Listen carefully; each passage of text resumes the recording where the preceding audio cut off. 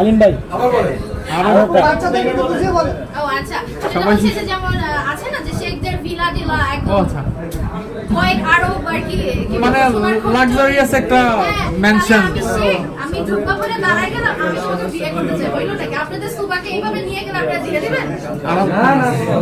সুভা তো আমাদের পারমিশন নেয় না, তার আগে মন দিয়ে বসে থাকে। না না, আপনাদের ভুল ছিল, এবার পারমিশন নিতে আলিম ভাই একটু ডাউন করো। এবার কিছু হওয়ার আগে লাইভে আসবো, হওয়ার পরে আর লাইভে আসবো না। সুভা কি তার এক্স কে মিস করে?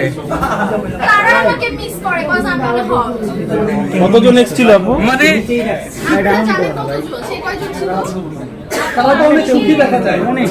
আপু, আমার একটা কথা বউকে নিয়ে ক্রিকেট খেলে। তারা সুখী না, যতটা দেখা যায় অতটা না। আর যে জিনিসটা সুখ বেশি সেটা ঢেকে রাখে, আর যেটা শো অফ সেটা সবাইকে দেখায়। আপু, আপনি কি দুবাই স্পেশাল কারোর সাথে মিট করবেন? স্পেশালটা কে আমার থেকে বেশি শুনি?